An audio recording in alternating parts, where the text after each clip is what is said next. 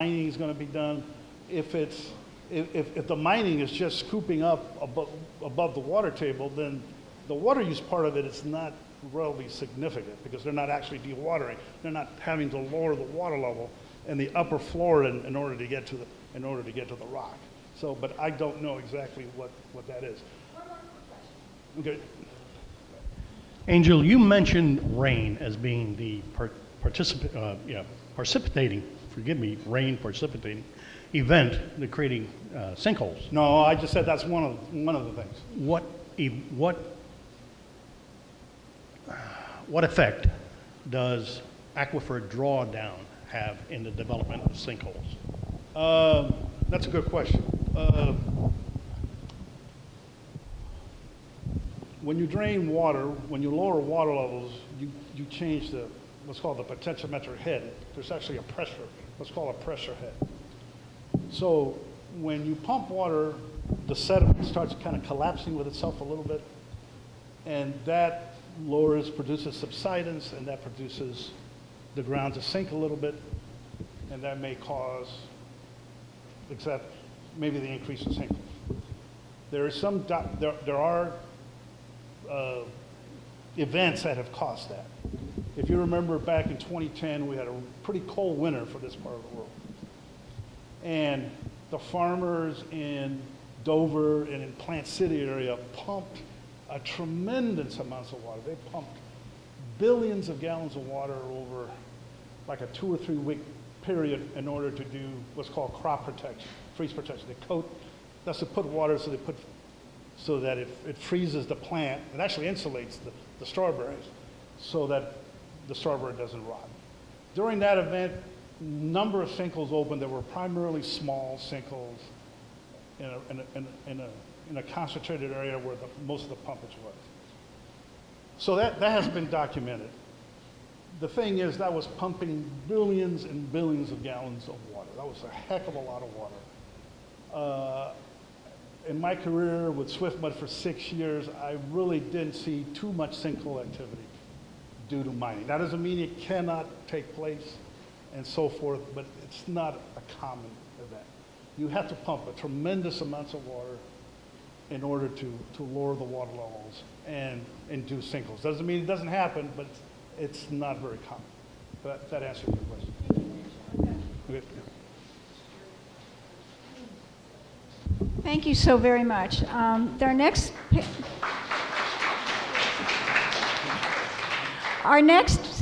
issue to touch on is going to be the quality of life issues that us as residents are looking at and how mining affects us. And our panel is going to include Cynthia Dietrich. Can you come up, Cynthia? And after her, Mary Ellen Urban, and then Stephen Davey.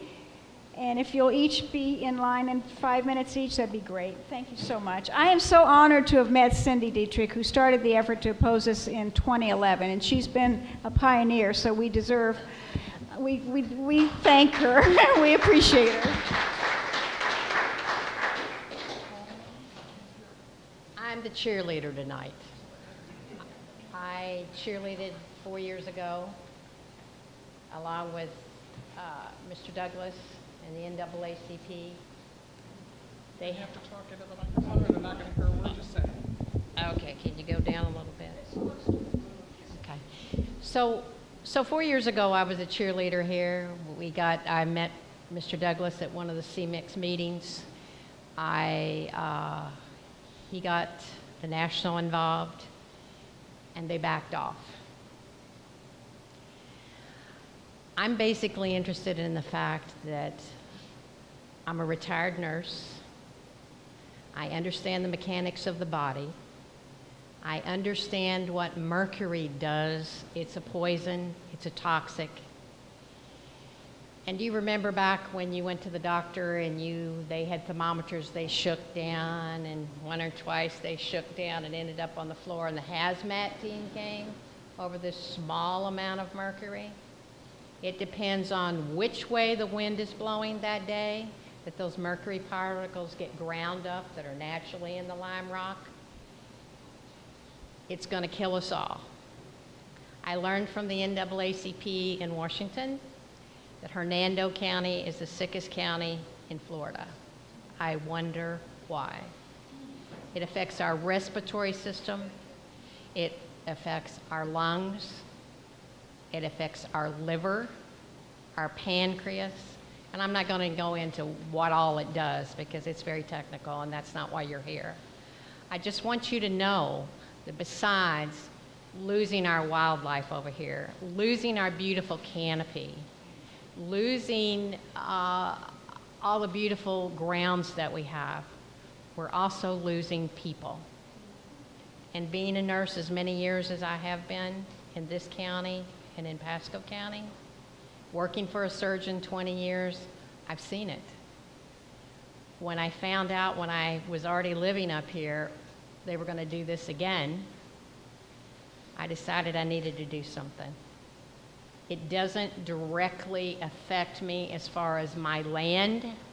It directly affects our lungs and our persons. So I hope that you get interested enough in to fight them. Everybody says, oh, you can't beat them. They're too big. Well, you don't know that until you try, and I'm your cheerleader. Okay?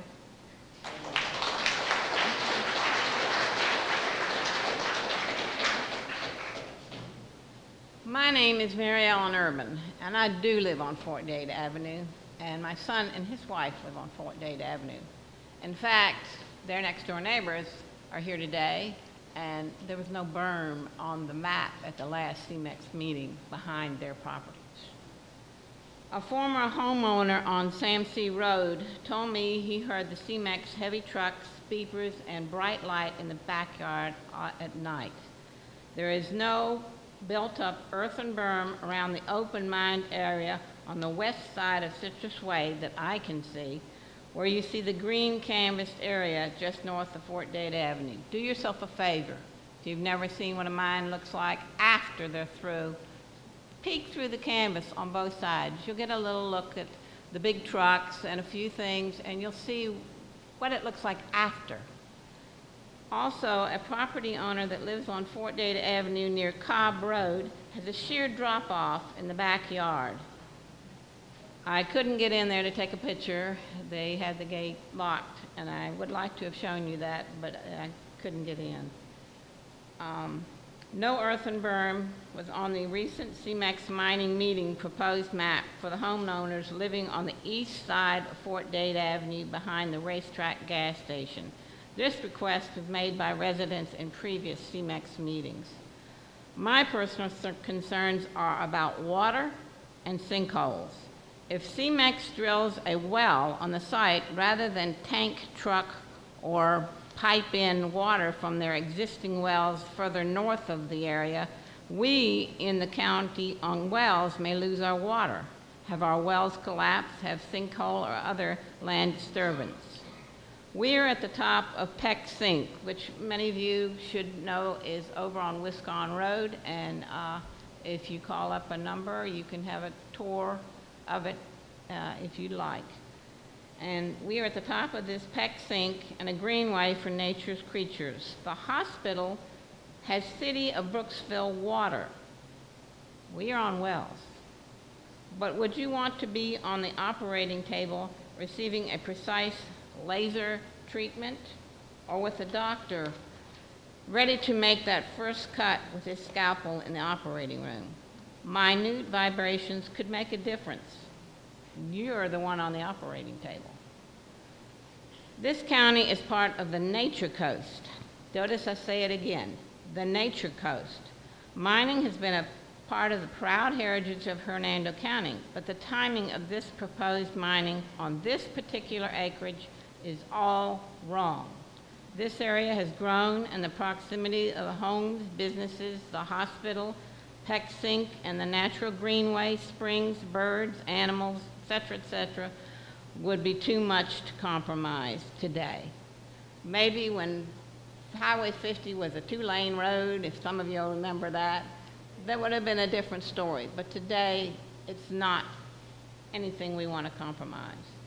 Since it all boils down to money, for the owners of the over 700 acres we're talking about, my personal suggestion Would be a better solution might be using the cleared land currently being used as a cow pasture we all see as we drive by to be utilized for the proposed Ottawa Boulevard Environmental Tourist Education Center. This way, the wooded areas on this 700-some acres could remain so, perhaps with nature trails, etc., presented in a way to preserve the land and promote Hernando County in what is a highly visible location that is not another Highway 50 strip mall. This could be a welcoming green space for a wayside stop in an increasingly growing area. Thank you.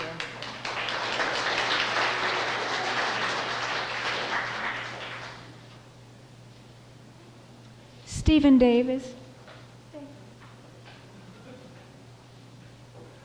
When I was, sure. I've been living on this, and I live about 2,000 feet down the road. And I live on the east side of Fort Dade. Now, I've been in that home for over 35 years. To see, and when I've spoke to the people from CEMEX and looked at the plans, as all of us can, the approach to my property and to the lady who lives right behind me, who only has a 200-foot depth lot, is going to be within 100 feet, basically. So for them to put a berm up there is going to impact a lot of things in my area. There's a lot of natural wildlife. I guess my concern is for them to develop that so closely to my property and the lot which I have next door also, and 2 wells involved. I get concerned about, I've already had 1 well dry, so I've had to re-drill. What is it going to do? Now, I know you talk about the usage and so forth. I've spoken to a number of individuals, and one individual who is a friend of mine who I've known for a number of years used to work at the plant, and he reminded me of the blasting and it impacting some of the foundations of surrounding homes. One particular house, foundation completely cracked, and at that time, they actually ended up buying the house, CEMEX did, to compensate for this individual. I'm concerned about what it's going to do, not only health-wise, because as you were speaking about the health aspects with the liver, et cetera, I already have that issue. I'm on a transplant list for that, so I don't need any further enhancements of this nature. But I'm concerned about what they're going to do so close to my environment, to my property.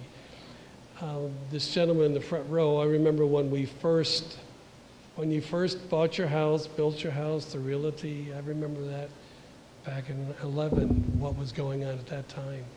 So it was good to see you, and I assume that you still live in the same area? Actually, I live in Virginia. Okay, so you moved. So you got out and got.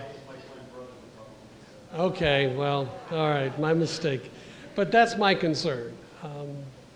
I fought it back then in 2011. We'll do so again.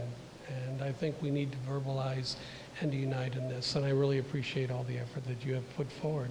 And I stand with you. Thank you, Stephen. I wanted to ask Mr. Buford Holmes to come up because he indicated that he had some special experiences. Buford, are you here? Well, there you are. Come on up and tell us briefly. He speaks from a unique perspective, having worked with the dynamite in the mines and also as a neighbor who has 2 sides of his property abutting the mining. So I just thought your experiences might be interesting. Thank you. Okay, 63 to 65, I worked at Florida Crushed Stone. And I worked on the drill crew. That was the crew that shot the dynamite. We shot every day, depending on how much that sodium nitrate went into each one to bust a rock. But then, like I say, I worked 2 years there, and I got another job with the Florida highway patrol for 31 years. But in October '78, I bought a home. It's there at Kearsarge Lane, about a half a mile from the four-way stop.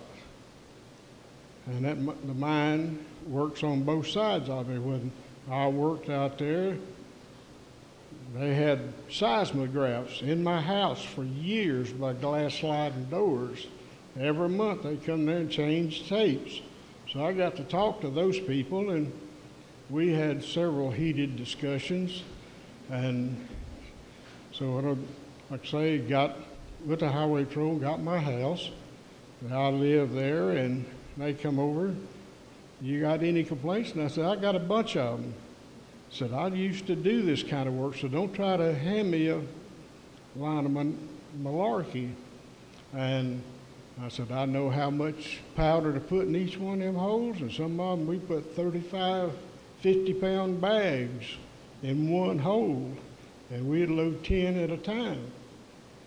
And that's my complaint, because without the industry, this county would be a desert. But I would like to have these other people be aware of it.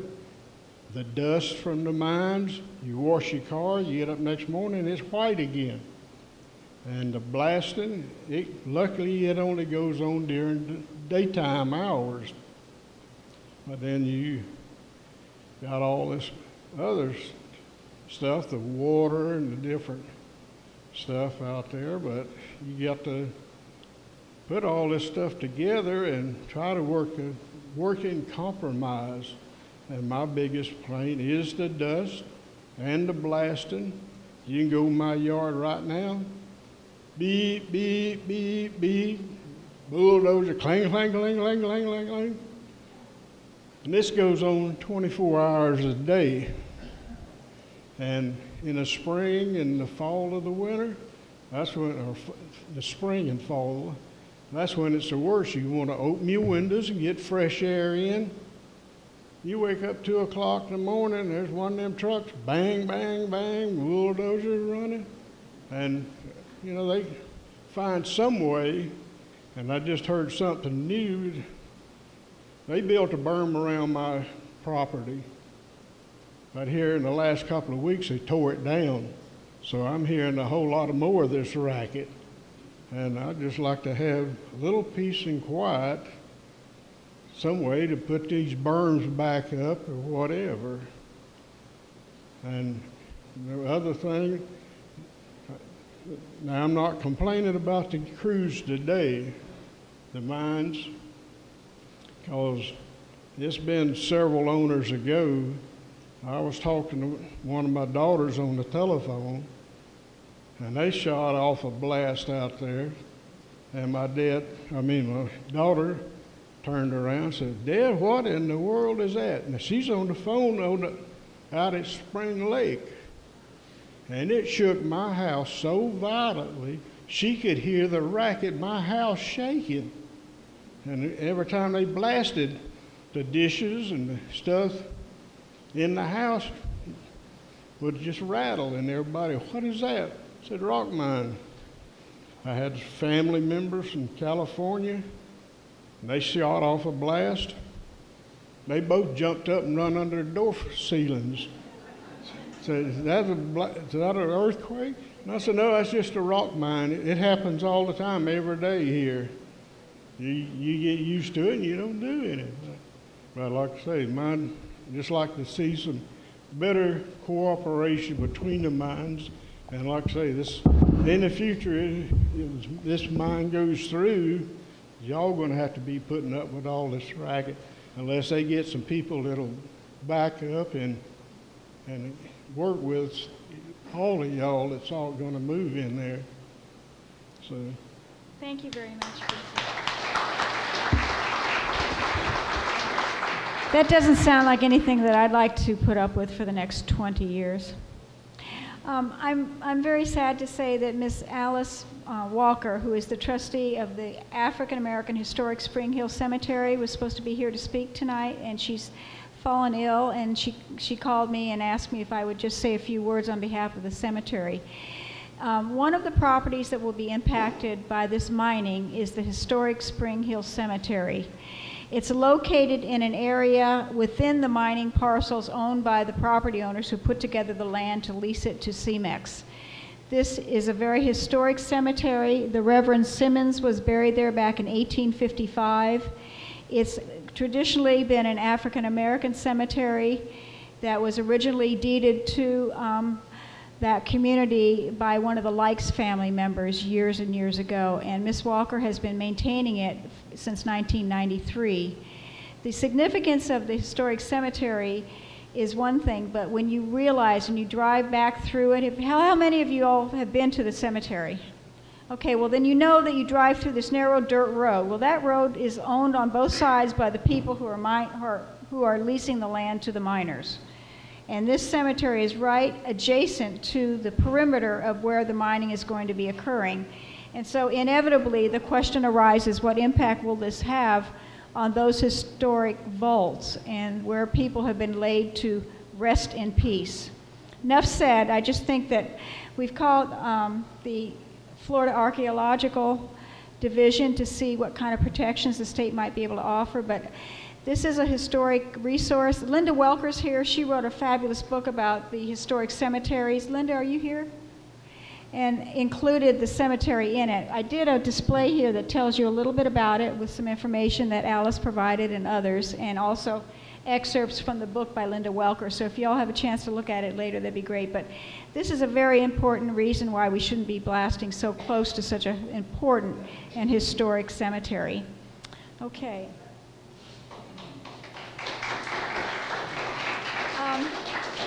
Our next topic is Hernando's vision for the Nature Coast, ecotourism or mining. And Gwen Bassick, our property owner and core member of Neighbors Against Mining, is going to make a presentation on that. Thank you, Gwen.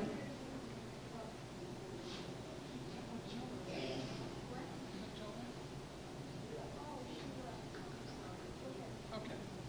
Sorry. Let's see if you can hear me. I'm so tall, it's like, can I do this? I'm not 100% positive. Okay.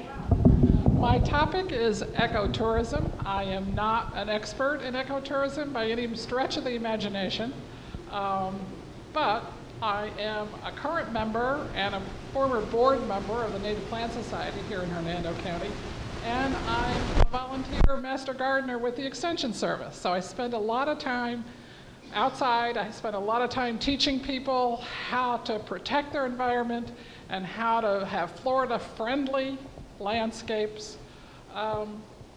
And I also moved here from California, where ecotourism is a huge business. So I know what it can turn into given time and money and care. I think care is one of the things that maybe we're missing a little bit here in Hernando County. There's a marketing saying, you don't change things to suit what you think a tourist wants. You work to attract tourists with what you have. And what we have is probably one of the most unique and beautiful places in Florida as far as the natural environment goes. I mean, we have tremendous areas. And the reason why we're so unique is because we're actually between two plant zones right now. So we have plants here that are grow north of us and don't grow south of us. And we have plants that grow south of us but don't grow north of us. And to add even more uniqueness to that, we have the Brooksville Ridge. Now the Brooksville Ridge has its own unique plants that don't grow anyplace else in the world except on the Brooksville Ridge. So, I mean, we definitely have a lot to draw to people to ecotourism as long as we do it carefully. I think we are seeing that our county manager and our county commission is starting to see that this is something that would benefit the county.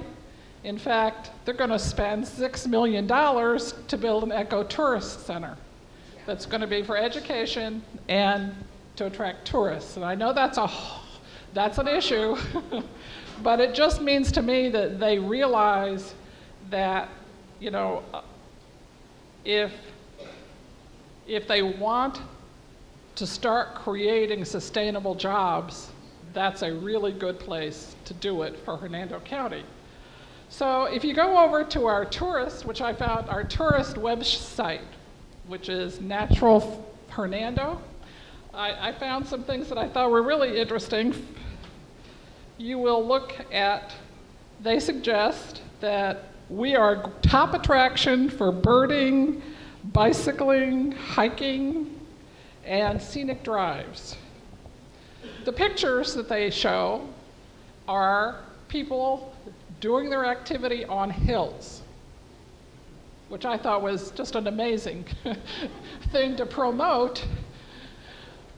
But, you know, if we don't protect our hills, we're not going to be able to have pictures like this on our websites.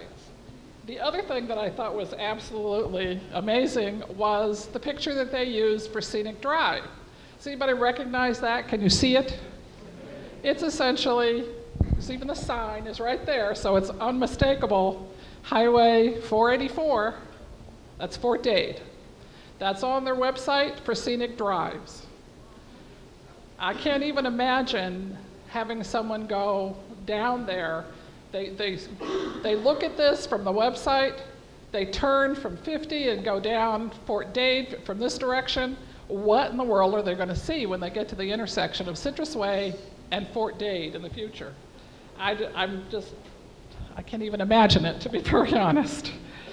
So, essentially, what we need to do is make sure that we keep our hills. We are totally unique in Florida for that. That's why the bicyclists like to come here. That's why the runners like to come here, because so much of Florida is so flat that they don't really get much workout. Our county is absolutely prime for those kinds of activities. The other thing that means something to us, I'm going to wrap it up in a second, is that right now the #1 tourist attraction is wiki watching. Well, if you're going to attract tourists that stop at wiki watching, I'll say it eventually, essentially see the mermaids, they're going to go down Highway 50 to go to these other things that they've had advertised that they want to see. Well, why in the world would we tie up prime real estate on the major road that we're trying to attract tourists for 20 years? I mean, that's prime real estate as we start building our tourism. That's the real estate that's going to create jobs. We're going to create, you know, businesses along Highway 50 that cater to those people. We don't want it tied up for 20 years. I mean, it's just, it's mind-boggling to me that we think that's what we want to do in this county. So really, what we want is businesses to support those tourists, and mining really is in our past. You know, it created jobs in the past. This new mine is not going to create any jobs, but our natural areas and those supporting businesses are going to create sustainable jobs for our future. So that's, thank you.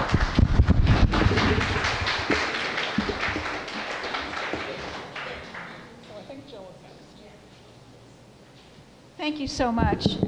And actually, reinforcing what Gwen says, the Tampa Bay Times issued an editorial saying that the mine threatens the business corridor goal. And it's a well-written editorial. And we've had 2 editorials from the Times. And this first one was April 17th of this year, so that's important. And then there was one back in June of 2011 that said the push for the rock mine is a short-sighted strategy. So we've had some good editorial support from the Times. I apologize, Jill. You were supposed to be coming up before Gwen. And Jill is a retired real estate person, and she's also a local property owner. Her family owns a large tract of land across from, just down from the hospital. She's going to talk to us about an issue that will affect many of us, and that is, will the proposed mine affect property values? Thank you, Jill.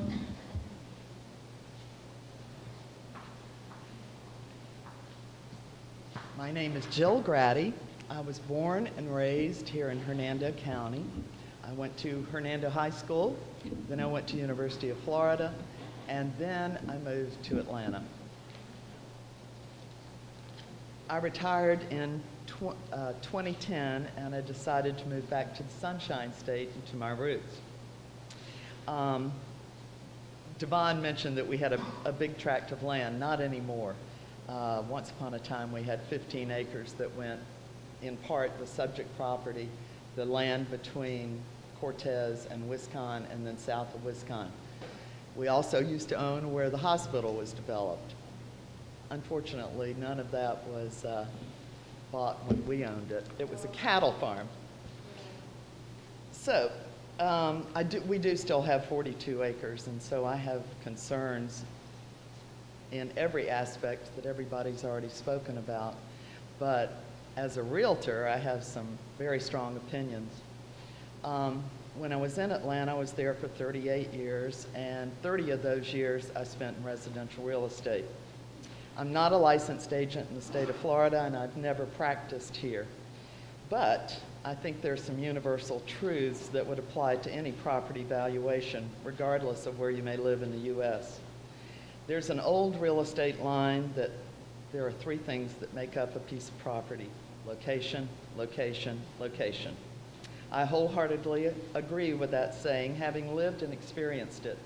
During my 30 years in sales, I never had a customer who asked to live on a busy street, back up to a major highway or expressway, purchase a home adjacent to high power lines, or live near a sewage treatment facility. I've never had one want to live across the road or adjacent to a mine either. There are Atlanta properties that have the things that I mentioned, and typically it's not that they won't sell, it's just that they're very slow to sell, and you're never going to get the prime price that you would if you were in the shank of the neighborhood. You get a great buy, and that's probably not what everybody wants to see happen to their property, a great buy. About 15 years ago, sellers were faced with completing a new document to go with their listing called a seller's disclosure statement. The disclosure is provided to the prospective buyer, and the burden of anything perceived to negatively affect the property becomes the seller's responsibility, or run the risk that you might be sued for non-disclosure. A rock mine in the vicinity would, in my opinion, require disclosure and would negatively affect values. After all, if there's another home or acreage available elsewhere with fewer flaws and negatives, why wouldn't a buyer purchase that? You probably recall reading the paper earlier this year about a study conducted in 2012 by a Tampa-based real estate appraisal firm for CEMEX. The appraisal company acknowledged they could find no relevant studies correlating real estate values to mining operations. They looked at 123 home sales over a 10-year period and found no statistical differences in sales prices among homes within 1,000 feet of the mine compared to those up to a half a mile away. The article would have had more credibility if they had not referred to the Brooksville mine as being in West Dade County, which is Miami. That study seems flawed to me, since they failed to mention where the homes were located, and further by statement that Brooksville was in Dade County. An appraisal is simply an opinion, typically the opinion of one person. 5 different appraisers may have as many as 5 different opinions. The real opinion that counts is that of the buyer. Many retirees looking to relocate to Florida aren't looking for a mining community. They might prefer a sweet historic town that offers cultural activities, a place that's eco-friendly, as the Nature Coast in Brooksville has touted itself, and the quiet enjoyment of their home. This change in the comprehensive land use plan would designate the subject property as industrial mining. That clearly doesn't make for an attractive entryway into Brooksville. As an experienced realtor, a mining operation adjacent to, across from, or within a certain distance of a mining operation will negatively affect property values. Florida in general was hit hard by the recession, and Florida real estate was hit even harder. And we're only now starting to see values come back a little bit. It's very gradual, and it's still, it'll never be where it was before, but it's starting, but it's a slow go. So my question is, why would Hernando County Planning and Zoning approve a change from residential commercial to industrial mining in the comprehensive land use plan? And if allowed, why would our county commissioners approve the change and further dampen real estate values and sales? It's simply not in the best interest of many in the community, nor the majority of homeowners in and around the general area. I invited Marilyn Ryder with Weichert Realty to join us because she has a listing that's just adjacent to the subject 728 acres. So if you wanted to say a few things, Marilyn. I think you said most of the concerns is I have a commercial piece of property, zone residential but potential commercial, and we're right surrounded by the new mining thing.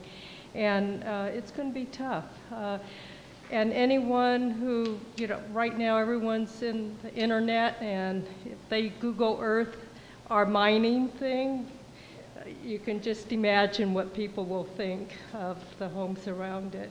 Plus, Cortez is a big thoroughfare between Brooksville and Spring Hill. Why would we do anything like that? So I'm for jobs in Hernando, but I think we need to protect our little piece of land.